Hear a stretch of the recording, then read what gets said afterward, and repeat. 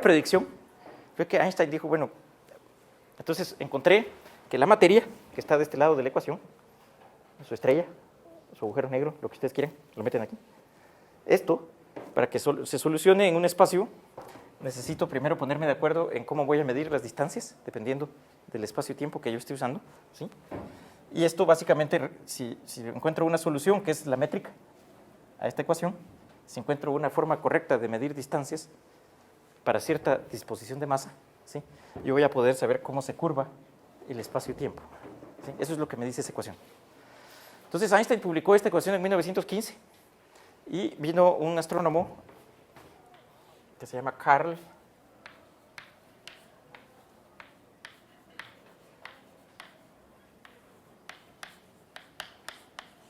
tiene ese nombre, Carl Schwarzschild. Y Carl Schwarzschild fue el primero que encontró una solución a esta ecuación, una solución exacta, ¿sí? Él encontró una métrica que se llama la métrica de Schwarzschild ahora, ¿sí? Y esa métrica es la métrica más sencilla, la solución más sencilla a las ecuaciones. Entonces, con eso Einstein logró hacer ciertas predicciones, y una predicción que hizo fue que debido a que Mercurio se está moviendo cerca de un objeto muy, muy, muy grandote, que es el Sol, Mercurio no va a tener una órbita como la de la Tierra, donde apenas sentimos la curvatura del espacio-tiempo por el Sol, porque estamos muy lejos, ¿sí? Mercurio está más cerca. Entonces la Tierra, digamos, en esta figura, imagínense que ese es el Sol, entonces la Tierra está moviéndose en la parte lejana de esa cuadrícula. Y si se dan cuenta, a medida que nos alejamos es más plano. Es como en una cama, cuando ustedes ponen un peso, entonces la cama se curva, ¿sí? Entonces, lejos del peso, la cama sigue siendo plana, ¿sí? Pero cerca de donde está el peso se curva, ¿sí? Entonces Mercurio ocurre que se está moviendo cerca del Sol, y como se está moviendo cerca del Sol, el espacio-tiempo está más curvado cerca de Mercurio. Esa fue la primera predicción de Einstein, y él logró calcularla. Y la curvatura es insignificante, ¿sí? De hecho, la curvatura provoca que la órbita de Mercurio no sea cerrada. Si nosotros pudiéramos congelar al Sol y a la Tierra, ¿sí? Imagínense que esa es la órbita de la Tierra. Entonces ocurre que la órbita de la Tierra, si ustedes giran con el Sol o giran con el sistema, después de 365 días, la Tierra va a estar en el mismo punto, ¿sí? No es precisamente cierto esto, pero supongamos que nos olvidamos que el Sol se va moviendo y otro montón de cosas, y que ponemos todo en el centro del Sol. Entonces, después de 365 días, la Tierra va a estar en el mismo punto de su órbita, ¿sí? Es el cumpleaños de cada uno, ¿sí? Entonces, si yo salgo en 1 de enero aquí, me vengo por acá, aquí voy a estar en junio, y luego el 31 de diciembre a la medianoche tengo que estar en el mismo punto, ¿sí? Las órbitas, para la mayoría de planetas que están lejos del Sol, se dice que son órbitas cerradas, ¿sí?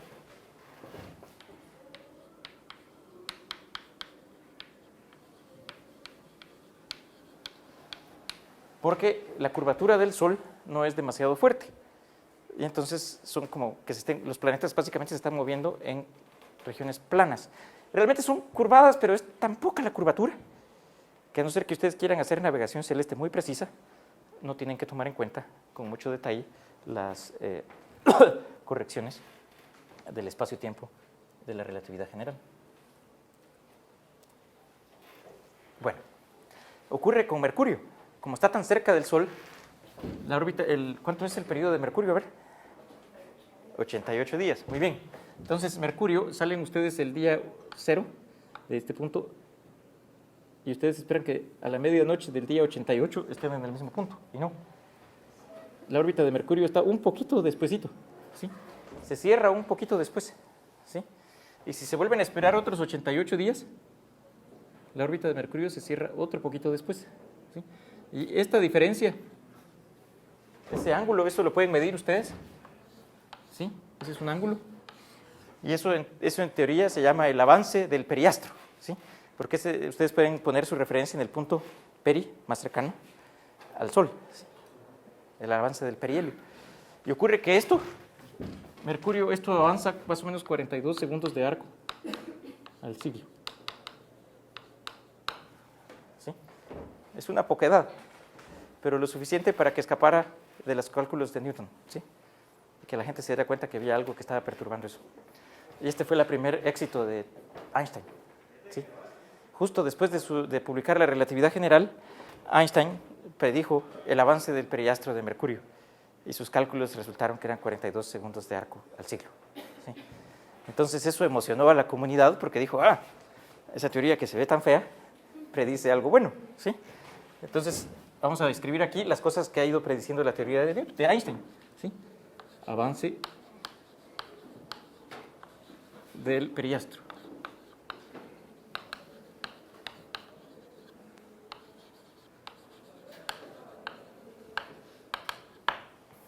Pero no solo eso. Si ustedes se dan cuenta, cerca del Sol, bueno, supongamos que este es el Sol o la Tierra, cerca de la Tierra, en este caso, las líneas se curvan más. ¿Sí? Entonces hubo otra predicción que él hizo. Vean un eclipse. Normalmente en ausencia del Sol, quitemos el Sol de aquí, y entonces si es de noche, lo que miraríamos ahí serían estrellas. ¿Ya? Entonces, imagínense que tengo un campo de visión y tengo estrellas por aquí, estrellas por acá. ¿Sí? Un campo de visión X. Cualquier parte del cielo. ¿Sí? En una noche despejada. Ahora pónganle el Sol ahí. ¿Sí? Entonces quiero que se imagínense los que están más lejos de mí, que la línea de visión que tenemos entre los ojos es una línea recta. ¿Sí?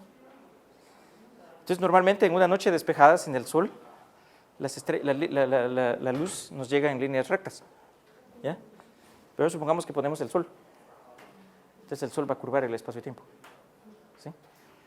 Y entonces ocurre que hubo una expedición. Cuando él publicó esto, por cierto, era la Primera Guerra Mundial. ¿Sí? De hecho, Karl Schwarzschild resolvió las ecuaciones en 1916 y murió un año después. Y si un día ustedes viajan por la ciudad de Múnich, en Alemania, y si tienen curiosidad suficiente de ir al shopping de, ¿cómo se dice?, a la tienda de souvenirs del Observatorio Europeo del Sur, ocurre que la calle donde está la entrada del Observatorio Europeo del Sur se llama la Karl Schwarzschild Straße, la calle Karl Schwarzschild, en honor a este señor. Él murió de desintería porque había estado en el frente. ¿Sí?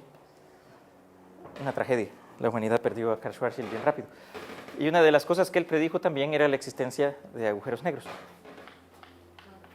Voy a poner aquí BH y vamos a regresar a ellos después. Entonces les decía que en 1916 era la guerra. Cuando Einstein publicó esto también era la Primera Guerra Mundial.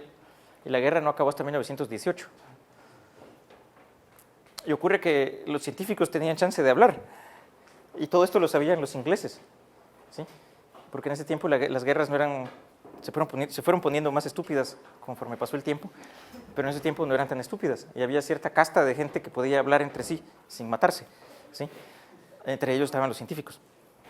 Entonces, esto lo supo un astrónomo británico que se llamaba Arthur Eddington. ¿Sí? Entonces, en 1919, Arthur Eddington organiza una expedición británico-alemana a Libia, porque ahí se iba a ver un eclipse. Y entonces ellos vieron el eclipse y la idea de ir a ver el eclipse era ver si las estrellas que en el mapa decía que estuvieran aquí, cuando teníamos el eclipse las estrellas deberían correrse un poquito, deberían estar en otros lugares, ¿ya? Por la curvatura. ¿Sí? Entonces las estrellas van a hacer como lo mismo efecto que hace la luz cuando atraviesa un vaso de agua que lo tuerce la luz. ¿Ya? Las estrellas iban a hacer el Sol, el campo gravitacional del Sol iba a hacer un efecto parecido. Y en 1919 Arthur Eddington va a ver el eclipse y en efecto las estrellas están desviadas. ¿Sí? Las segundas buenas noticias para Einstein. ¿Se pueden ustedes imaginar cada vez que este tipo ya recibió una de esas noticias? Yo imagino que saltaba de la alegría. ¿Sí? Y entonces era la curvatura del espacio-tiempo.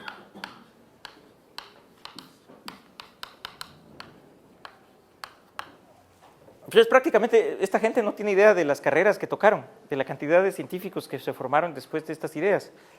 Schwarzschild, en su solución, encontró que podía haber un sistema que tenía una velocidad de escape igual a la velocidad de la luz. ¿Sí? Y entonces, él propuso la existencia de estos objetos. No les puso agujeros negros porque no se le ocurrió el nombre. ¿Sí? El nombre de agujero negro apareció hasta 1963, cuando Archibald Wheeler acuña el término, porque era un tipo muy chistoso y se le ocurrió, ¿por qué no los llamamos agujeros negros y pongámosles agujeros negros? Y entonces, pero la existencia teóricamente existía desde 1916, ¿sí? Pero nadie pensó que podían existir, ¿sí? Era como que yo les dijera que vendo alfombras voladoras en este instante, ¿sí? Nadie me va a creer que una cosa de ese calibre existe, ¿sí? Bueno, entonces pasó el tiempo, y les recuerdo que esto funciona también en sistemas que funcionan con X, Y, Z y T, ¿sí? Entonces habían habido efectos geométricos, ¿sí? Porque este es un efecto geométrico. Esto de la curvatura es un efecto geométrico. Pero la gente quería medir efectos temporales, ¿sí? Y después de la Segunda Guerra Mundial, un científico alemán que se fue a trabajar a Estados Unidos, se le ocurrió que deberían poner dos relojes atómicos sincronizados. Uno dejarlo en la Tierra y otro ponerlo en un satélite y dar vueltas alrededor de la Tierra, ¿sí? Porque esto predice también que si ustedes ponen relojes sincronizados y los ponen a una distancia diferente, moviéndose cerca de un campo gravitacional, el reloj que se está moviendo más cerca del campo gravitacional se va a mover más lento, ¿sí? Y entonces subieron dos relojes atómicos y los pusieron a dar un montón de vueltas. Y en 1958, cuando bajaron los relojes, tenían una diferencia de 38 microsegundos, justo lo que predecía esta teoría, ¿sí? Entonces esto es la dilatación del tiempo.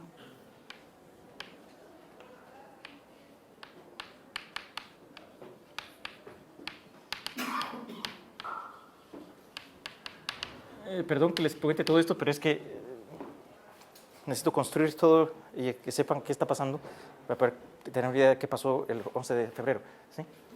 Entonces hubo dilatación del tiempo, ¿sí? Entonces hubo otra gente que se le ocurrió, ¿por qué no construimos un sistema para navegar utilizando relojes? ¿Sí? Entonces pongamos una constelación de satélites en órbita y entre todos están comparando la hora, ¿sí? Entonces tenemos 22 satélites en órbita y todos están comparando la hora.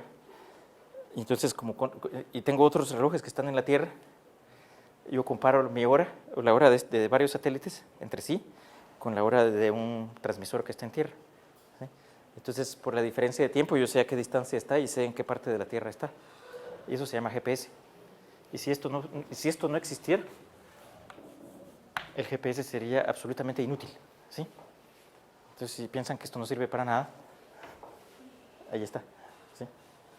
Cuando ustedes navegan con un GPS, en este instante miles de aviones están cruzando los cielos de todo el mundo, miles de barcos están cruzando el mundo y millones de personas están usando sistemas de navegación para poder llegar a su destino en auto, ¿sí? Gracias a don Albert, ¿sí? Sin esto, y si no entendiéramos que los relojes sufren una pequeña curvatura, una pequeña dilatación cuando nos movemos cerca de un espacio curvado, no servirían nuestros sistemas de navegación, ¿sí? Y es necesario meter esta corrección, porque 38 milisegundos al cabo de muchos minutos, que es en lo que nos damos cuenta de que vamos mal, es suficiente para que un avión no caiga en la pista, sino que caiga en el Burger King o en otro lado, ¿no? Es importantísimo eso, ¿sí? Entonces sirve, ¿sí? It works.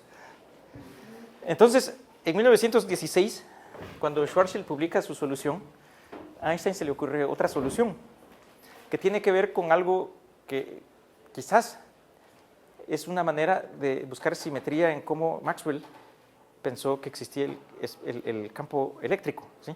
Les mencioné al principio de la charla a Maxwell, y Maxwell fue el que predijo a qué velocidad se movía la luz, teóricamente.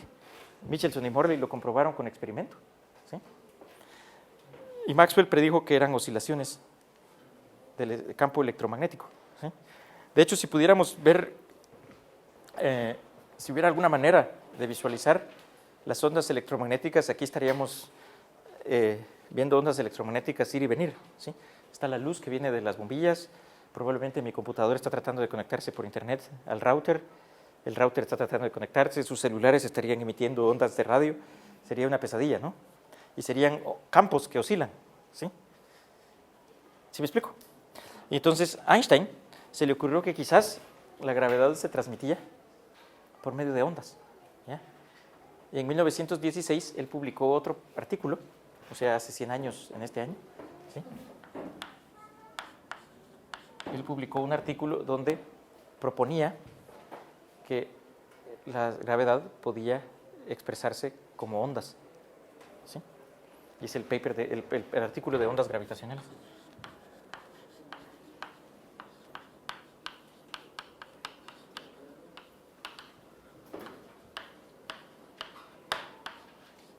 ¿Sí?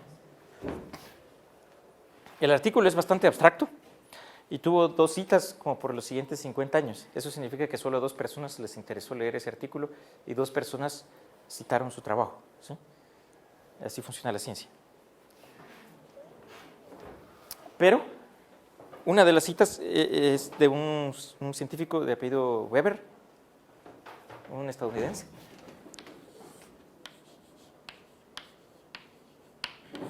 Y entonces él en los 60s decidió construir unos aparatos para ver si podía detectar este tipo de ondas. ¿Y qué son las ondas? Entonces, así como les mencioné que Maxwell logró encontrar que las ecuaciones del electromagnetismo se pueden expresar como oscilaciones del campo eléctrico y del campo magnético, ¿sí? Que permea todo el espacio. Entonces a Einstein se le ocurrió también una idea semejante. Existen oscilaciones, pero estas oscilaciones no son del campo electromagnético, sino que son del campo espacio-tiempo, ¿ya? Es decir, literalmente el espacio, o sea, el espacio y el tiempo, ¿ya? Y entonces, ¿cómo serían estas oscilaciones? Serían literalmente arrugas espaciotemporales, ¿sí? Entonces, por ejemplo, si una de esas arrugas muy poderosa, imagínense que tenemos una máquina poderosísima de ondas gravitacionales, destruiríamos la Tierra con algo así, pero imagínense que es posible, y que esas ondas me las apuntan a mí en esta dirección. Entonces, ustedes literalmente lo que mirarían sería que a medida que la onda se traslada, ustedes me mirarían a mí, hacerme, sin que yo me diera cuenta, mi espacio-tiempo se estiraría y se contraería, ¿sí? Sería así, en esta dirección, y probablemente en esta dirección yo me haría gordo. A medida que aquí me estiro, aquí me hago gordo, y a medida que me contraigo, aquí me hago delgado, ¿sí? Sería bastante divertido ver a alguien que le atravesara una onda gravitacional, ¿sí? La verdad sería muy divertido. Entonces, son pequeñas variaciones del espacio y mucho más pequeñas del tiempo, ¿sí? Entonces a Weber se le ocurrió medir esas variaciones del espacio, pero Einstein predijo que esas variaciones eran muy pequeñitas, ¿sí? Y ahí es donde estaba lo difícil de poder detectarlas. Era una variación en 1000 trillones. Entonces 1000 trillones es 1 por 10 a la menos 21, ¿sí? O si no les gusta la notación decimal, escribamos aquí el número. Es 0.123456 8, 9, 10, 11, 12, 13, 14, 15, 16, 17, 18, 19, 20 y 21, ¿sí? Es eso, de metro, ¿sí? Entonces, más o menos, las ondas que nosotros vemos, los colores que vemos, son oscilaciones del campo electromagnético que andan por 10 a la menos 10, o sea, 1, 2, 3, 4, 5, 6, 7, 8, 9, 10. Aquí está lo que nosotros podemos ver. Vamos a dibujar un ojito ahí, ¿sí? Eso es lo que nosotros podemos ver. Bueno, aquí está 1 milímetro. ¿Sí? Es 1 milésimo de metro, ¿sí? Aquí está la luz visible. Anda en ese rango. Entonces 1, 2, 3, 4, 5, 6, 7, 8, 9, 10, 11, 12, 13, 14, 15. Por aquí está el tamaño de un átomo. Vamos a despejar un poco aquí para que se pueda leer. Entonces Weber trató en los 60s de medir esas cosas y pues él inventó unos detectores Weber, se llamaban, eran unos cilindros de aluminio fríos. Él dijo que, y se murió diciendo que había visto ondas gravitacionales, pero pues nadie lo tomó muy en serio, ¿sí? Porque es muy difícil medir eso, ¿sí? Y entonces, ¿qué podría producir ondas gravitacionales? ¿Sí?